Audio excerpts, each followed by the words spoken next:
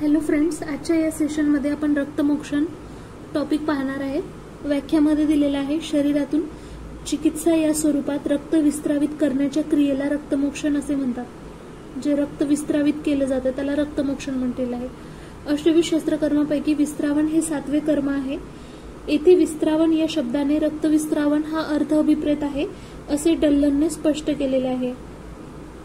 आपण जे अष्टविध कर्म बघितलं होतं त्याच्यामध्ये 7व्या नंबरचं कर्म होतं विस्तारवण, आणि विस्तारवण म्हणजे आपल्याला इथे रक्तमोक्षणासाठी जे आहे यूज करायचं आहे।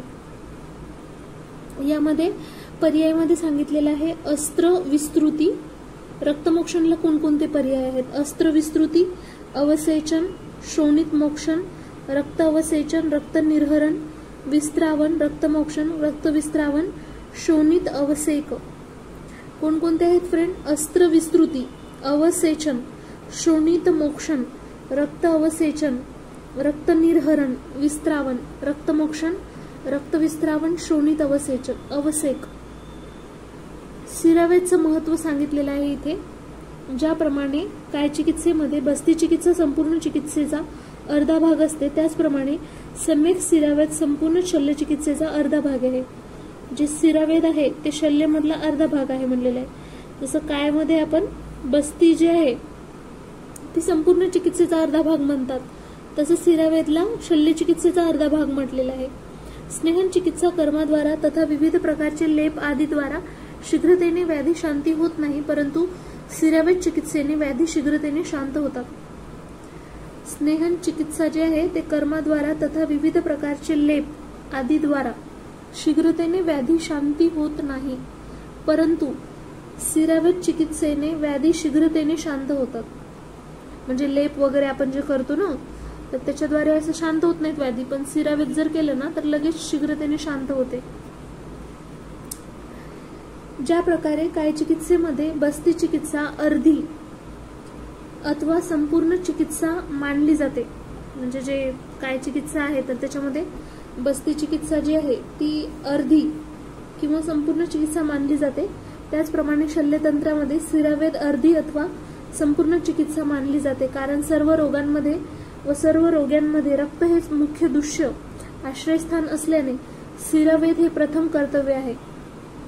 काय मध्ये म्हटलेलं आहे, बस्ती चिकित्सा जशी अर्धी किंवा मग संपूर्ण चिकित्सा मानली जाते, त्याचप्रमाणे शल्यमध्ये जे आहे सिरावेद जे आहे अर्धी किंवा ही पण संपूर्ण चिकित्सा मानली जाते। कारण जेवढे पण रोग आहेत ना सर्व रोगामध्ये मेन दुष्य रक्तच असते ना, तर त्याच्यामुळे सांगितलेले की सिरावेद हे प्रथम कर्तव्य आहे, सिरावेद करणे। चरकांनी विसर्प चिकित्सा वर्णन करताना रक्तमोक्षण हे विसर्प चिकित्सामध्ये सर्वोत्कृष्ट चिकित्सा उपाय आहे असे सांगितलेले आहे। सर्वोत्कृष्ट उपाय सांगितलेला आहे रक्तमोक्षणाला। कशामध्ये? विसर्पमध्ये। विसर्प दूर करण्यासाठी अन्य सर्व चिकित्सा उपक्रम एका बाजूला व रक्तमोक्षण दुसऱ्या बाजूला, म्हणजे जेवढे पण उपक्रम करतो ना ते सगळे एका बाजूला आणि रक्तमोक्षण हे एका बाजूला सांगितलेले आहे। ज्या व्यक्ती योग्य वेळी रक्तमोक्षण करतात त्यांच्यामध्ये त्वकदोष, ग्रंथी, शोफ, शोणित रोग कधीही होत नाही। म्हणजे जे योग्य वेळी जे रक्तमोक्षण करतात ना तर त्यांना त्वकदोष, ग्रंथी, शोफ, शोणित रोग कधीच होत नाही म्हणलेलं आहे। सुश्रुतनुसार नुकत्याच उत्पन्न झालेल्या व्रणशोथात वेदना कमी करण्यासाठी, जे व्रणशोथ आहे म्हणजे जे आताच तयार झालेलं व्रणशोथ आहे त्याच्यामध्ये जर आपल्याला पेन कमी करायचं असेल, पाक न होण्यासाठी रक्तमोक्षण करायला सांगितलेलं आहे। वेदना कमी करण्यासाठी, पाक न होण्यासाठी रक्तमोक्षण करावे। शोफयुक्त व्रणात तीव्र वेदना व लालसरपणा उत्पन्न झाला असेल तर रक्तमोक्षण केल्यावर त्वरित फायदा मिळते। एक सांगितलं होतं व्रणशोथामधील वेदना कमी करण्यासाठी, पाक न होण्यासाठी। एकतर वेदना कमी करायची आहे, पाक होऊ नये, तर त्याच्यासाठी रक्तमोक्षण सांगितलेलं आहे। आणि जे शोफयुक्त व्रण असतं त्याच्यामध्ये तीव्र वेदना, लालसरपणा उत्पन्न झालेला असेल तर रक्तमोक्षण केल्यास त्वरित फायदा मिळतो म्हणलेला आहे। लालसरपणा, तीव्र वेदना होत असेल, लालसरपणा उत्पन्न झाला असेल तर रक्तमोक्षण केल्यास काय सांगितलेलं आहे? त्वरित फायदा मिळतो। अनेक रोग शोथामुळे उत्पन्न होतात, शोथामुळे उत्पन्न होतात म्हणलेलं आहे। शोथस्थानी नेहमी रक्त अधिक्य असते म्हणलेलं आहे। जे शोथ स्थान आहे ना तिथे रक्त अधिक्य असते। रक्त निर्हरण केल्याने विकृतीचे निराकरण होत असल्याने या व्याधीमध्ये रक्त अवसेचन करण्याचे विधान आहे। म्हणजे खूप सारे जे रोग आहेत ना ते शोथामुळे उत्पन्न होतात म्हणलेलं आहे। शोथस्थानी नेहमी रक्त अधिक्य असते, जे शोथ आहे ना तिथे रक्त अधिक्य असते रक्त निर्हरण केल्याने विकृतीचे निराकरण होत असल्याने, जी विकृती आहे त्याचे निराकरण होत असल्याने या व्याधींमध्ये रक्त अवसेचन करण्याचे विधान आहे। या विधीद्वारे शुद्ध रक्त, बल, वर्ण, सुख, आरोग्य यांची प्राप्ती होते। म्हणजे ही जी विधी आहे त्याद्वारे आपल्याला शुद्ध रक्त, बल, वर्ण, सुख, आरोग्य याची प्राप्ती होते। विशुद्ध रक्ताचे कोणकोणते गुण आहेत तर आपल्याला माहिती आहे, तपनीय म्हणजे शुद्ध सुवर्णाप्रमाणे असते, इंद्रगोप, रक्तकमळ, अलक्त सम, गुंजाफल सवर्ण। काय काय सांगितलेलं आहे, तपनीय असते म्हणजे शुद्ध सुवर्णाप्रमाणे दिसते, इंद्रगोप किडा आपण ते बघितलं होतं, इंद्रगोप, रक्तकमळ, अलक्त सम, गुंजाफल सवर्ण असते। विशुद्ध रक्ताची लक्षणे काय काय असतात, एकतर इंद्रगोप किड्याप्रमाणे ते लाल वर्णाचं असते, फार घट्ट नसलेले, वैवर्ण्य नसलेले, कपड्यावर लागल्यास धुतल्यावर वैवर्ण्य येत नाही असे रक्त प्राकृत असते। म्हणजे जर कपड्यावर लागलं धुतल्याच्या नंतर जे आहे वैवर्ण्य येत नाही असे रक्त कसं प्राकृत असते म्हणलेलं आहे। दुष्ट रक्ताची कोणकोणती लक्षणे आहेत तर त्याच्यामध्ये दिलेलं आहे, जर वाताने दुष्ट असेल तर अरुण वर्ण, विषद, फेनयुक्त तनू, पित्ताने दुष्ट असेल तर पित्त, असित, उष्णतेमुळे उशिरा घट्ट होणारा, कफदुष्टमुळे रक्त असेल तर पांडुवर्ण, पिच्छिल, तंतुयुक्त, अधन, द्विदोष, त्रिदोष असेल तर 2 किंवा 3 दोषयुक्त लक्षणे त्याच्यामध्ये उत्पन्न होतात। रक्तमोक्षणचे इथे टाईप दिलेले आहेत, एकतर शस्त्रकृत आणि अशस्त्रकृत। शस्त्राचा यूज करून प्रच्छन्न सिरावेद केला जाते आणि अशस्त्र, याच्यामध्ये शस्त्र यूज नसते केलं, अणुशस्त्र, याच्यामध्ये आपण जलौका यूज करू शकतो, शृंग, अलाबू, घटी यंत्र, म्हणजे आपण जे सर्जरीमध्ये वगैरे करतो ना तर त्याच्यामध्ये प्रच्छन्न सिरावेदद्वारे केलं जाते, पण जे अशस्त्रकृत असते ना त्याच्यामध्ये जलौका यूज करतो, शृंग, अलाबू, घटी यंत्र। रक्तदृष्टी उत्तान अवघड असल्यास त्यानुसार पुढील क्रम लागतो। आता उत्तान जर असेल तर त्याच्यामध्ये प्रच्छन्न करायचं, अवगाढ असेल तर जलौकाचा यूज करायचा, अवगाढ तर असेल तर अलाबूद्वारा आचुषण करायचं, अवगाढ तम असेल तर सार्वदेहिक सिरावेद करायचा, पिंडित रक्त असेल तर प्रच्छन्न, गंभीर प्रदेशी असेल तर जलौका, त्वचेतील रक्त, अलाबू, शृंग, घटी यंत्र, सर्वांगामध्ये रक्त असेल तर सिरावेद सांगितलेला आहे। काय काय सांगितलेलं आहे याच्यामध्ये, उत्तानमध्ये प्रच्छन्न, अवगाढ, जलौका, अवगाढतर, अलाबूद्वारा आचुषण, अवगाढतम, सार्वदेहिक सिरावेद, पिंडित रक्त प्रच्छन्न, गंभीर प्रदेश जलौका, त्वचेमधील रक्त जे आहे अलाबू, शृंग, घटी यंत्र, सर्वांग रक्त सिरावेद सांगितलेले। दुष्ट रक्त सांगितलेलं आहे, दुष्ट, वात दुष्ट वगैरे त्याच्यामुळे फेनिल असते, अरुण, कृष्ण, परुष, तनू, शीघ्रगम, अस्कंदी असते। पित्तामुळे जर दुष्ट असेल तर ते नील, पित्त, हरित, शाव, आमगंधी, पिपलिका, मक्षिका, अप्रिय, अस्कंदी। कफ दुष्ट असेल तर गौरीकोदन, प्रतिकाश, स्निग्ध, शीतल, बहल, पिच्छिल, चिरस्त्रावी, मांस, पेशी, प्रभ। 3 दोषाने दुष्ट असेल तर वरील सर्व लक्षणांनी युक्त, कांजी सदृश, विशेषकर दुर्गंधयुक्त, आणि 2 दोषांनी दुष्ट असेल तर 2 दोषांच्या लक्षणांनी युक्त। आता कोणामध्ये रक्तविस्रावण करू नये, अयोग्य रोगी म्हणजे कॉन्ट्राइंडिकेशन सांगितलेले आहेत, ज्यांच्या सर्वांगामध्ये शोथ आहे, पांडुरोग असेल, अर्श, उदर, शोष, गर्भिणी, अम्ल भोजनामुळे क्षीण झालेला रोगी।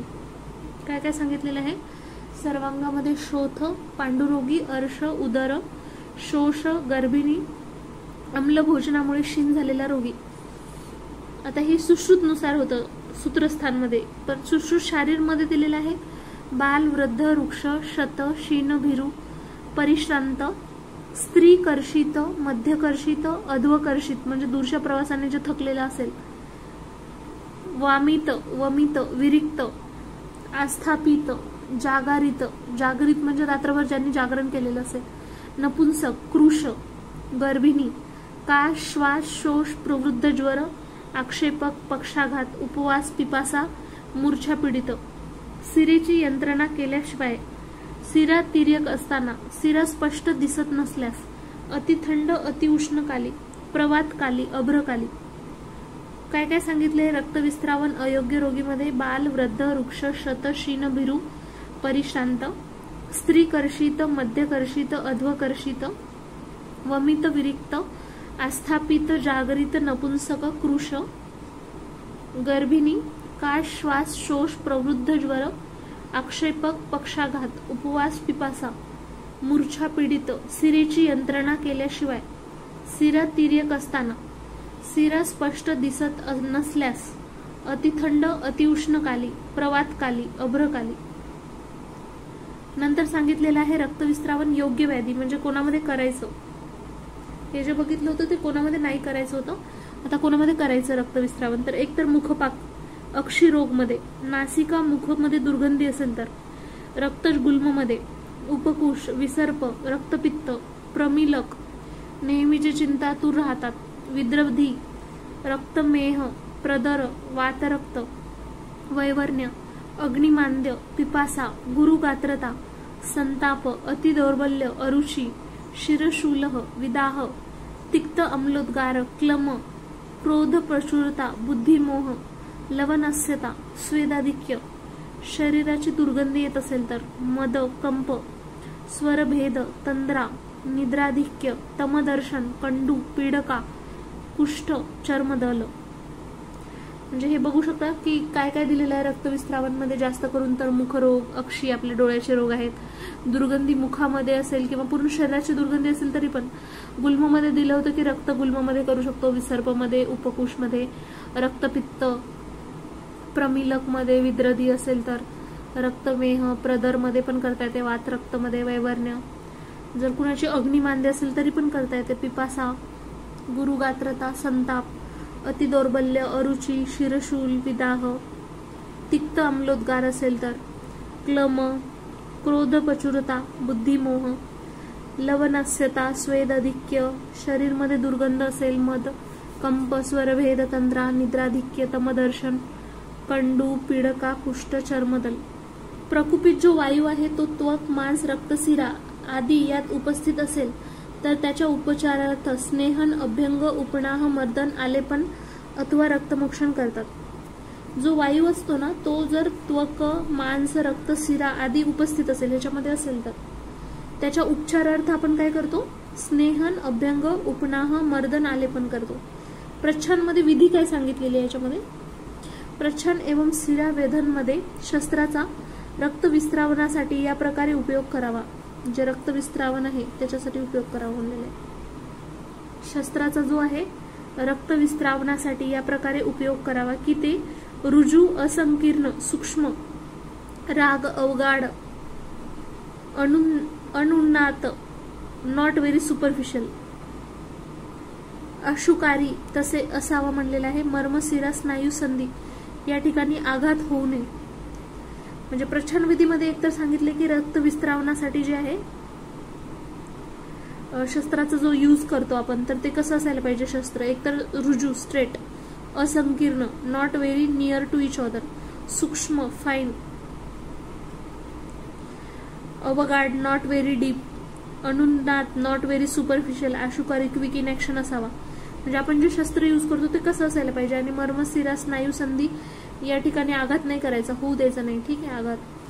शिरावेदचा काल काय सांगितलेला आहे याच्यामध्ये. वर्षा ऋतू सांगितलेला आहे. आकाश अभ्रच्छिद नसताना, म्हणजे जेव्हा आकाश जे आहे अभ्रच्छादित नसताना सांगितलेले. ग्रीष्म ऋतूमध्ये शीतल समयी सांगितलेला आहे. हेमंत ऋतूमध्ये मध्यान्ह. वर्षामध्ये काय सांगितलेलं आहे, आकाश जेव्हा अभ्रच्छादित नसताना. ग्रीष्ममध्ये सांगितलेलं आहे शीतल समयी. हेमंतमध्ये मध्यान्ह सांगितलेलं आहे. काय काय बघितलं. वर्षामध्ये आकाश जेव्हा अभ्राच्छित नाहीत तेव्हा करायचं, ग्रीष्ममध्ये शीतल समयमध्ये करायचं आणि हेमंतमध्ये मध्यान्हमध्ये करायचं. शस्त्र प्रणिधान प्रमाण आणि शस्त्र विशेष. उदर, नितंब, मांस बहुल स्थानामध्ये यव प्रमाण करायचं. केवढं प्रमाण, यव एवढं. उदर, नितंब आणि मांस बहुल. या व्यतिरिक्त अर्धअवयव प्रमाण व्रीहिमुख शस्त्राद्वारे व्रीहिमात्र वेदन. जे यव होतं त्याच्या अर्ध सांगितले, अर्धयव. व्रीहिमुख शस्त्राद्वारे विहिमात्र वेदन सांगितलेले आहे. अस्थिवरील जर शिरा असतील ना तर त्याच्यामध्ये कुठारिका शस्त्राद्वारे अर्धयव, यवाच्या अर्ध करायचं. इथे पण रोगानुसार शिरावेदचं स्थान दिलेलं आहे. जसं पाददाह, पादहर्ष, चिप्प, विसर्प, वातरक्त, वातकंटक, विचर्चिका, पाददारी. काय काय सांगितलेलं आहे. पाददाह, पादहर्ष, चिप्प, विसर्प, वातरक्त, वातकंटक, विचर्चिका, पाददारी. शिप्रमर्माच्या 2 अंगुले व्रीहिमुख शस्त्राद्वारे. जे शिप्रमर्म आहे ना त्याच्या 2 अंगुले व्रीहिमुख शस्त्राद्वारे. कोष्टुक शीर्ष खंज पंगू याच्यामध्ये सांगितलेलं आहे गुल्फाच्या वर 4 अंगुल सांगितलेलं आहे. अपची मध्ये इंद्रबस्ती मर्माच्या 2 अंगुल खाली. गुदरसी मध्ये सांगितलेलं आहे जानू संधीच्या 4 अंगुल वर. गलगंड मध्ये उरुमूल स्थित शिरा. प्लीहा रोग मध्ये सांगितलेलं आहे वाम बाहू कर्पूर संधी अभ्यंतरतः अथवा बाहूच्या मध्य कनिष्ठिका अनामिका अंगुली मध्ये शिरा. यकृतात दाल्युदर कफोदर काश्वास याच्यामध्ये दक्षिण बाहू मध्ये शिरा. आपल्याला हे लक्षात ठेवायचं की कुठं म्हणजे हे करायचं आपल्याला शिरावेद करायचं आहे ते. त्यानंतर दिलेलं आहे विश्वाची मध्ये सांगितले गुदरसी समज करायचं याच्यामध्ये पण म्हणजे जानू संधीच्या 4 अंगुल वर बघितलं होतं ना आपण आणि कर्पूर संधी ऊर्ध्व अधो 4 अंगुल स्थित शिरावेद करायचा आहे. शूलयुक्त प्रवाहिकाच्या केसमध्ये श्रोणी प्रांतामध्ये 2 अंगुल क्षेत्रस्थित शिरावेद करायचा आहे. परिवर्तिका उपदंश शुक्ररोग शुक्रधातू संबंधी विकार याच्यामध्ये मेड्र मध्य शिरामध्ये करायचा आहे. मूत्रवृद्धीमध्ये सांगितलेलं आहे वृषण पार्श्व शिरा. जलोदर मध्ये सांगितलेलं आहे सेवनीच्या वाम बाजूची आणि नाभीच्या 4 अंगुल अधोबाजूस सांगितलेलं आहे. जे सेवनी आहे त्याच्या वाम बाजूची आणि नाभीच्या 4 अंगुल अधोबाजूस सांगितलेलं आहे. अंतर्विद्रदी पार्श्वशूल वाम पार्श्व कक्षा स्तन्य मध्य शिरा. बाहुशोष अवबाहुक मध्ये सांगितलेलं आहे स्कंद मध्य शिरा. तृतीयक ज्वर मध्ये सांगितले त्रिक संधी मध्ये शिरा. चतुर्थक ज्वर मध्ये सांगितलेलं आहे स्कंद संधी अधो बाजूंच्या दोन्ही बाजूंकडील कोणतीही एक पार्श्व शिरा. अपस्मार मध्ये सांगितलेलं आहे हनुसंधी मॅन्डिब्युलर जॉइंट मध्ये स्थित शिरा. उन्माद मध्ये सांगितलेलं आहे शंख केशांत संधी स्थित उर अपांग ललाट मध्ये शिरा. जिव्हा दंत रोग याच्यामध्ये सांगितले जिव्हा अधोस्थित शिरा. तालू रोग मध्ये सांगितलेलं आहे तालव्य शिरा. कर्णशूल कर्णरोग मध्ये कर्ण ऊर्ध्व समंत शिरा. गंध अग्रहण नासारोग मध्ये नासा अग्र शिरा. तिमिर अक्षिपाक नेत्रव्याधी मध्ये नासा समीप ललाट अपांग शिरावेद. शिरोरोग अधिमंत मध्ये ललाट अपांग स्थित शिरा. हे थोडंसं फ्रेंड लक्षात ठेवावं लागणार आहे. अवैध शिरा अनफिट फॉर विनिसेक्शन याच्यामध्ये सांगितलेलं आहे की कुठं कुठं अवयव सांगितलेले आहेत एकूण शिरा आणि अवैध शिरा त्याच्यामध्ये किती शिरा नाही करायच्या. शाखामध्ये टोटल 400 आहेत तर त्याच्यामधल्या 16 नाही करायच्या. कोष्ठमध्ये 136 त्याच्यामधल्या 32 सोडून. जत्रु ऊर्ध्व भागामध्ये 164 आहेत टोटल तर 50 अवैध आहेत आणि एकूण टोटल 700 त्याच्यामध्ये 98 अवैध सांगितलेले आहेत. नेक्स्ट आहे दुष्टवैद्य शिरा. 20 दुष्टवैद्य शिरा सांगितलेल्या आहेत. दुर्विद्या सूक्ष्ममुख शस्त्रविद्ध व्यक्त अश्रुक इन्फेक्टिव्ह वेदना शोधयुक्त म्हणजे जर आपण इथे जर आपण केलं वेधन तर त्याच्यामुळे काय होते वेदना होतात शोधयुक्त अश्रुक बाहेर निघतंय शस्त्रविद्ध व्यक्त म्हणलेलं आहे. अतिविद्या जे बिग फंक्शन असतं त्याच्यामध्ये सांगितलेलं आहे अति प्रमाणात विद्ध झाला शोणीत अतिप्रवृत्ती होते. कुंचितामध्ये सांगितले कृकडमध्ये अतिविद्या समान लक्षणे येतात. पिच्छिता क्रष्ट केलं तर आपण त्याच्यामध्ये कुंठ शस्त्रविद्ध शिरा फ्लॅटर सांगितलेलं आहे. कुट्टिता लॅसरेटेड मध्ये सांगितलेलं आहे शिरा पार्श्व पुनः प्रयोगाने क्षतिग्रस्त सांगितलेलं आहे. अप्रसूतामध्ये सांगितले शीत भय मूर्छा कारणांनी वेदन अल्परक्त. अति उदीर्ण टॉर्न वेन्स मध्ये सांगितले तीक्ष्ण दीर्घमुख शस्त्रविद्ध. त्याच्यानंतर अंते अविद्या मार्जिनल पंक्चर्ड अल्प रक्तस्रावी. परिशुष्का जे आहे ड्राय पंक्चर्ड त्याच्यामध्ये क्षीण रक्त वातपूर्ण शिरा. कुणितामध्ये सांगितले पार्शियल जर पंक्चर्ड आहे त्याच्यामध्ये 1/4 भाग वेद आणि अल्प रक्त. वेपितामध्ये सांगितले अनुपयुक्त स्थानी अनुपयुक्त यंत्रण शिरा. अणुत्थित विद्या वेपिता लक्षण सदृश. शस्त्रहतामध्ये सांगितले रक्त अधिक मात्रेत शिरा पूर्ण छिन्न क्रिया असंकर लॉस ऑफ फंक्शन. तिर्यक विद्यामध्ये सांगितले शस्त्र तिर्यक प्रयुक्त केले असता. अपविद्या सांगितले अल्पगुणयुक्त शस्त्रद्वारा पुन्हा पुन्हा शत केलं तर. अवैध्या सांगितले निषिद्ध वेदन शिरा. विद्रुता अस्थिर शिरावेद. धेनुका सांगितलेला आहे. वर शस्त्रपद रक्तस्राव गोस्तनातून दूध निघाल्याप्रमाणे प्रवृत्ती होते. म्हणजे हे सांगितलेले की इथे जर वेद झाल्याच्या नंतर काय काय होऊ शकते. पुनर्विद्या म्हणजे एका स्थानी पुन्हा पुन्हा प्रयोग होणे. मांस सिरा स्नायू अस्थि संधी मर्मविद्या म्हणजे वेदना, तिथे शोध, विकलांगता, मृत्यू इत्यादी व्यापत्ती येते. पूर्वकर्म काय करतात त्याच्यामध्ये सगळ्यात अगोदर तर स्नेहस्वेदन करायचं. जे दोष प्रकोपित आहेत विपरीत प्रभावाचे द्रवबहुल अन्न यवागू पान करावे. जे भी दोष प्रकोपित आहे त्याच्या अपोजिट आपण अन्न खायचं, यवागू पान वगैरे सांगितलेलं आहे याच्यामध्ये.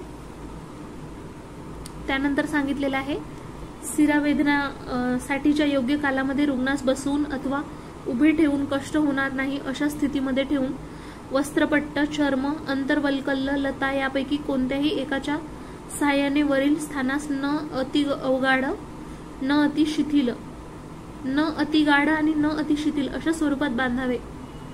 जे सिरा वेदनासाठीचा योग्य काल असते ना त्याच्यामध्ये बसून काय करायचं, उभे ठेवून म्हणजे वस्त्रपट्ट, चर्म, अंतर्वल्कल, लता यापैकी कोणत्याही एकाच्या सहाय्याने वरील स्थानास न अति गाढ न अति शिथिल अशा स्वरूपात बांधायचं. या प्रकारे पूर्वकर्म केल्यानंतर शरीर प्रदेशावर शस्त्राद्वारे वेध करावा.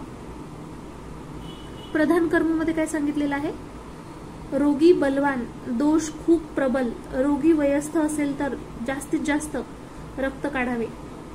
म्हणजे प्रधान मध्ये सांगितले जर जो खूप जास्त बलवान आहे, दोष खूप प्रबल असतील किंवा मग रोगी वयस्थ असेल तर जास्तीत जास्त काय करायचं, रक्त बाहेर काढायचं. मध्यम मात्रा 2 दिवसात सांगितलेलं आहे. 48 तासामध्ये 6 पल व 1 तोळा. हीन म्हणजे 2 दिवसामध्ये आपल्याला 3 पल म्हणजे 8 मासे म्हणजे 12 तोळे काढायचे. सम्यक विद्ध लक्षण काय काय सांगितलेली आहे त्याच्यामध्ये, तर सम्यक विद्ध लक्षण मध्ये दिलेलं आहे शस्त्रप्रयोग पश्चात सिराद्वारे रक्तधारा रूपात बाहेर येणे आणि थोड्या वेळात ती धार बंद होत असेल तर त्या सिरेस सुविद्या समजावे. जे शस्त्रप्रयोग पश्चात जो सिराद्वारे रक्तधारा जे आहेत रूपात बाहेर येणे, धारा रूपात असं बाहेर येणे आणि थोड्या वेळात ती धार बंद होत असेल तर ते सुविद्या समजायचं. आयडियल पंक्चर म्हणतात त्याला आपण. सम्यक सिरावेदची लक्षणे एकतर लाघवता येते, व्याधी वेग परीक्षे, वेदना शांती होते, मन प्रसादन होते. त्याच्यात अयोग लक्षणे काय काय आहेत हेतू त्याचे, एकतर दुर्दिनी वेधन क्रिया करणे, दुर्विद्ध योग्य प्रकारे वेधन न करणे, रोगी शीत अथवा वात पीडित असणे, स्वेदन केलेले नसेल, नुकतेच भोजन केलेलं, मद मूर्छा थकवा पीडित, वात मूत्र पुरुष संग पावलेले, अतिनिद्रा दुःख भयग्रस्त. म्हणजे अयोग कधी होते ते केसेस सांगितलेले आहे की दुर्दिनी वेधन क्रिया केल्यामुळे, दुर्विद्य योग्य प्रकारे वेधन न करणे, रोगी शीत अथवा वात पीडित असेल तर, स्वेदन केलेले नसेल, नुकतेच भोजन केलेले असेल, मद मूर्छा थकवा पीडित असेल, वात मूत्र पुरुष संग पावलेले, अतिनिद्रा दुःख भयग्रस्त रुग्ण असेल तर त्याच्यामध्ये सांगितलेले. त्याच्यानंतर अयोग कधी सांगितलेला आहे याच्यामध्ये, दुष्ट रक्त निर्हरण झाले नाही तर पुढील लक्षणे दिसतात. एकतर कंडू, दाह, पाक, शोफ, राग, वेदना. म्हणजे चांगल्या प्रकारे जर झालं नाही तर त्याच्यामध्ये कंडू होणार, दाह, पाक, शोफ, राग, वेदना. रक्त विस्त्रावन अयोग उपाय, कोणकोणते उपाय सांगितलेले अयोगसाठी. कमी प्रमाणात निघाले असेल, जर रक्त जे असते ना तर ते सांगितलेलं, रक्त जे आहे ते कमी प्रमाणात निघाले असेल तर एला, शीतशिवा म्हणजे कापूर, कुष्ठ, तगर, पाठा, भद्र, दारू, विडंग, चित्रक, त्रिकटू, अगार, धूम, हरिद्रा, अर्क, अंकुर, नक्तमाल यापैकी 2-3 द्रव्य अथवा शक्य त्या उपलब्ध द्रव्यांचे बारीक चूर्ण घेऊन त्यात लवण व तेल मिसळून व्रणमुखावर घर्षण करावे. याद्वारे योग्य प्रकारे रक्त प्रवर्तित होते. रक्त जर कमी प्रमाणात निघाले म्हणजे थोड्याशा प्रमाणात जर निघाले तर एला, शीतशिव, कुष्ठ, तगर, पाठा, भद्र, दारू, विडंग, चित्रक, त्रिकटू, अगार, धूम, हरिद्रा, अर्क, अंकुर, नक्तमाल यापैकी 2-3 द्रव्य अथवा शक्य त्या उपलब्ध द्रव्यांचे बारीक चूर्ण घेऊन त्याच्यामध्ये लवण व तेल मिसळून व्रणमुखावर घर्षण करावे. याद्वारे योग्य प्रकारे रक्त प्रवर्तित होते. अतियोग मध्ये काय सांगितलेलं आहे, अति उष्णकाली अति स्वेदन केल्याने वेधन अधिक झाले, अज्ञ व्यक्तीद्वारा विस्तारवन केले असता अधिक प्रमाणात रक्त बाहेर पडते. म्हणजे कधी जास्त ब्लिडिंग होते ते सांगितले की जास्त उष्णकाल असेल, अतिस्वेदन केलेलं असेल वेदन अधिक झाले, अज्ञ व्यक्तीद्वारा जर केले गेलेलं असेल तर ते जास्त ब्लिडिंग होते. त्याच्यामध्ये अतियोगमध्ये काय काय होणार, त्याला शिरशूल होणार, पक्षाघात, अंधता, एकांग विकार, अधिमंथ, हिक्का, तिमीर, कास, धातुक्षय, श्वास आक्षेपक, पांडू, मृत्यू. हिक्का, श्वास, कास हे तिन्ही पण नॉर्मल वाले आहेत. मृत्यू आहे, पांडू पण होते, याच्यामध्ये जास्त ब्लिडिंग झाल्यावर होते ना. आणि धातूचा क्षय होणार, पुन्हा पक्षाघात, अंधता, एकांग विकार. तर रक्तस्तंभन कसं करायचं, एकतर संधान करायचं म्हणजे कषाय द्रव्याने, पाचन करू शकतो भस्माचा यूज करून, स्कंदन शीतद्रव्य यूज करायचे, दहन, दाह, सिरा संकोच करायचं. अतियुगची चिकित्सा कशी करायची, एकतर लोद्र, मधु, प्रियंगू, पतंग, गैरिक, सर्जरस, रसांजल, शाल्मली, पुष्पशंख, शुक्ती, माश, यव, गोधूम चूर्ण व्रणमुखावर टाकून अंगुली अग्रभागाचे व्रणस्थानास घर्षण करावे. अंगुलीचा जो अग्रभाग असते ना त्याच्यावर घर्षण करायचं.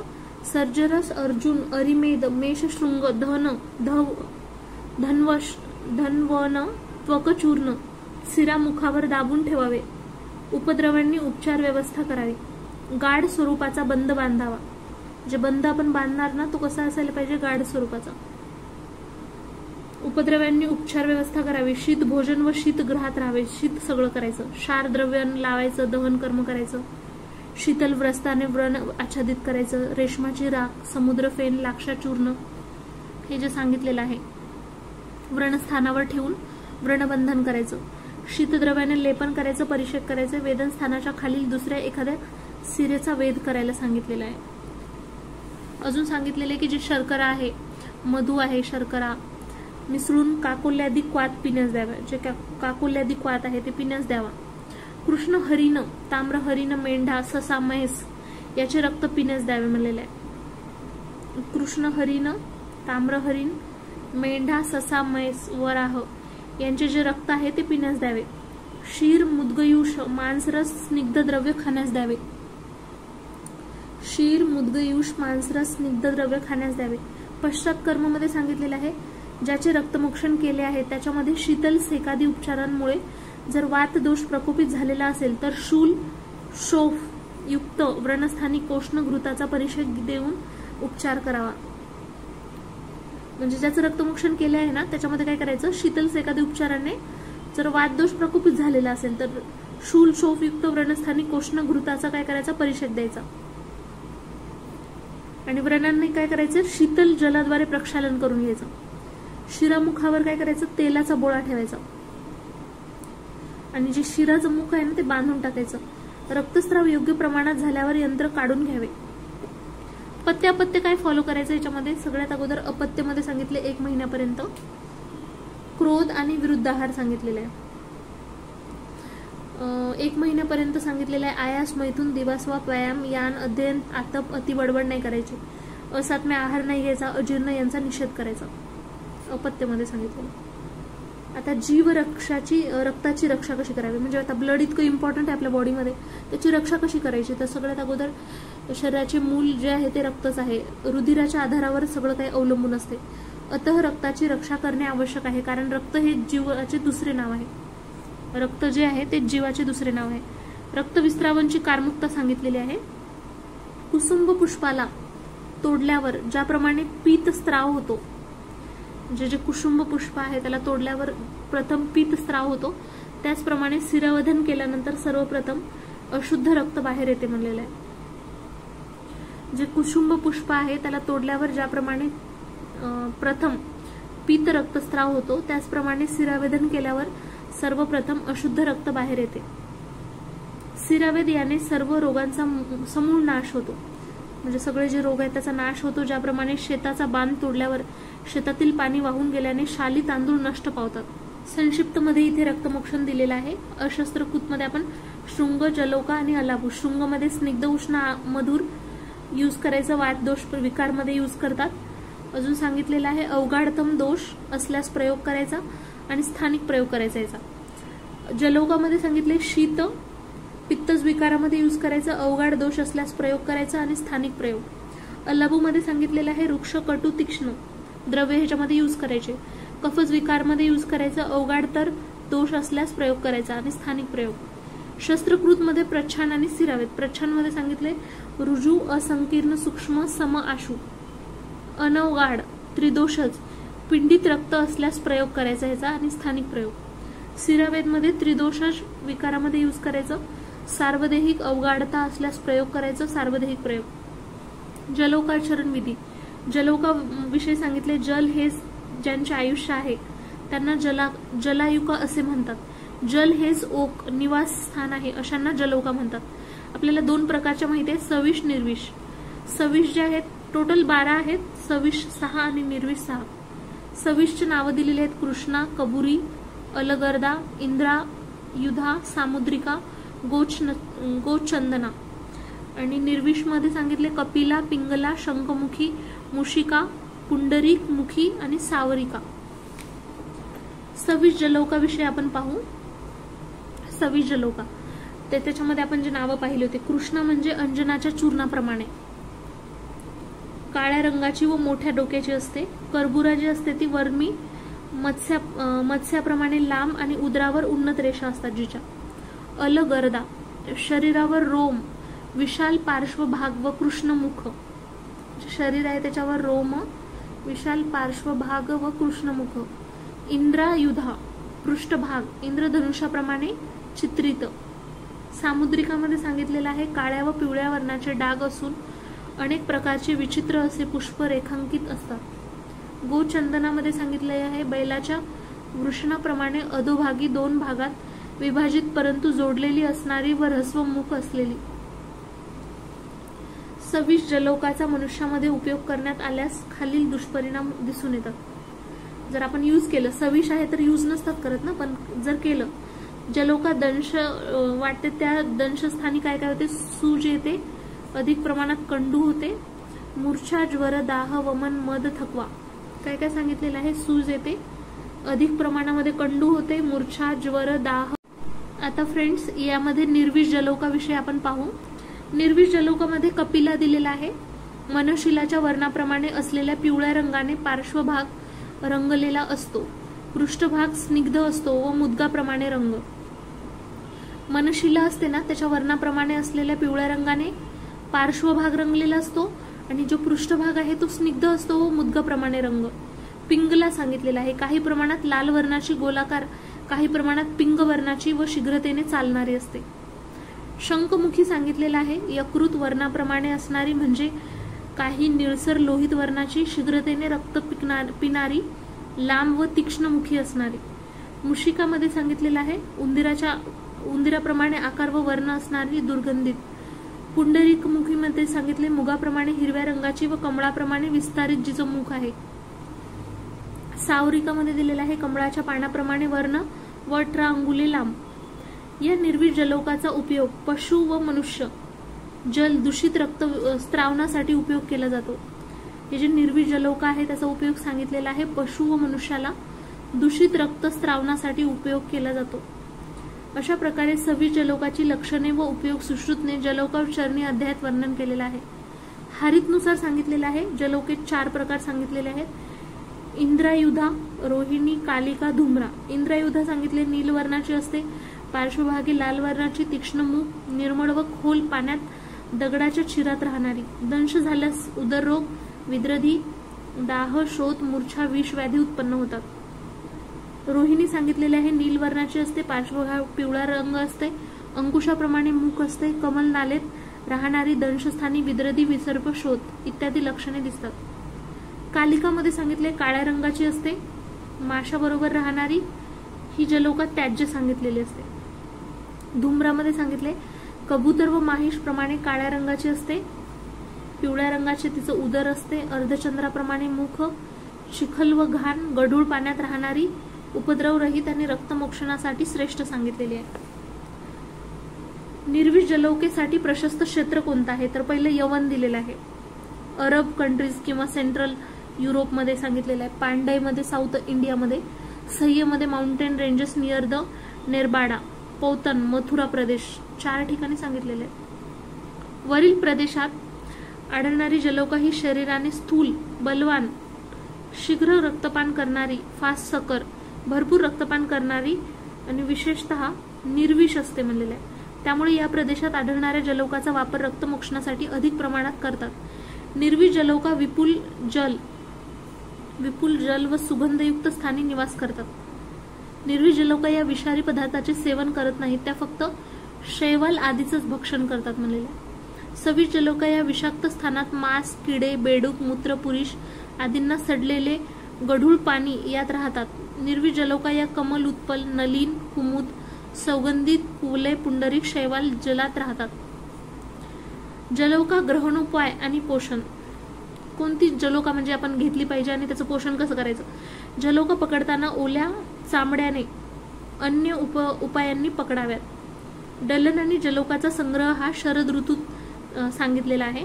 यानंतर पकडलेली जलौका ही एका नवीन घटात सरोवर, तलाव, पाणी व थोडा चिखल भरून त्यात सोडाव्यात.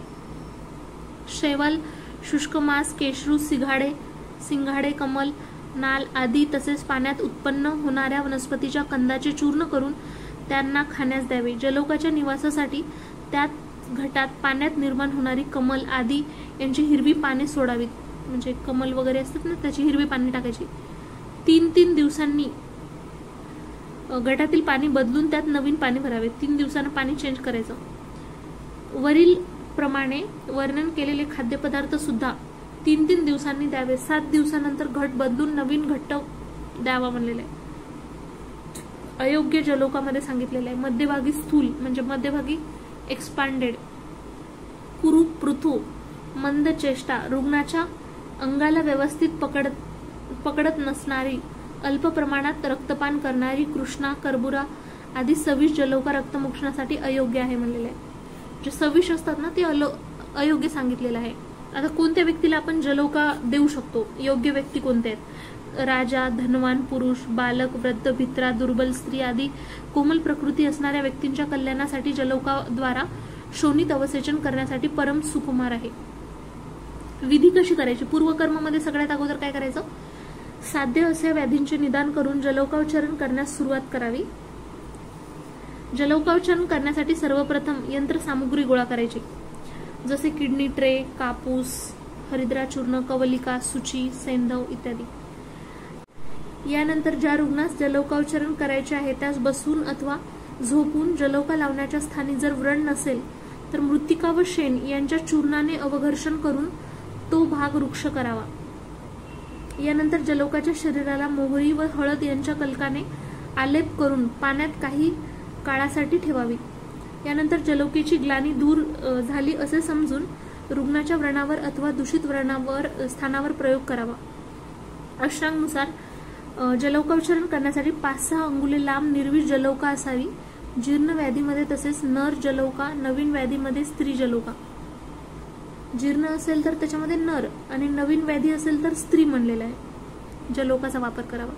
जलौका हा पूर्वी रक्तमोक्षणासाठी वापरण्यात आली असेल त्यावेळी तिने शोषून घेतलेले दूषित रक्त वमन केलेले नसेल तर ती मूर्छा येऊन पडते. त्यावेळी ती जलौका पाण्यात स्तब्ध पडून राहते. अशी जलौका पुन्हा रक्तमोक्षणासाठी वापरू नये. मूर्छा येऊन पडलेली असते ना, ती पुन्हा नाही यूज करायची.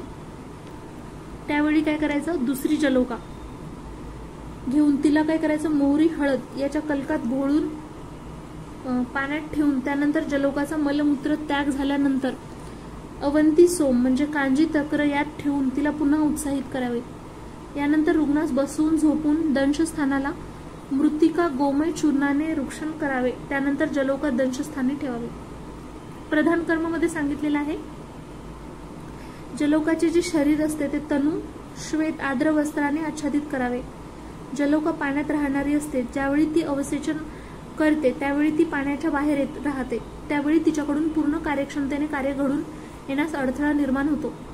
म्हणून जलौकेचे शरीर ओल्या वस्त्राने आच्छादित करावे. फक्त मुखाचा भाग उघडा ठेवावा. व्याधी स्थानावर जलौका न लागल्यास त्या स्थानी दूध, रक्त यांचा बिंदू सोडावा. त्या स्थानात शस्त्राने थोडे लेखन करावे. एवढे करून जलौका नाही लागली तर त्यावेळेस दुसरी जलौका घ्यावी. जलौका योग्य स्थानावर लागल्यानंतर ती घोड्याच्या खुराप्रमाणे आपले तोंड, मान, खांदा उंच करून त्वचेत प्रवेश करते. जलौका बालकाप्रमाणे श्वास घेते. त्यावेळी ती डोके हलवत राहून रक्त अवसेचन करत असते. जलौकेवर आर्द्र वस्त्र टाकून मधून मधून थोडे थोडे पाणी शिंपडावे. ज्याप्रमाणे हंस दूध व पाणी एकत्र असताना फक्त दूध पितो त्याप्रमाणे जलौका ही फक्त दूषित रक्त पिते.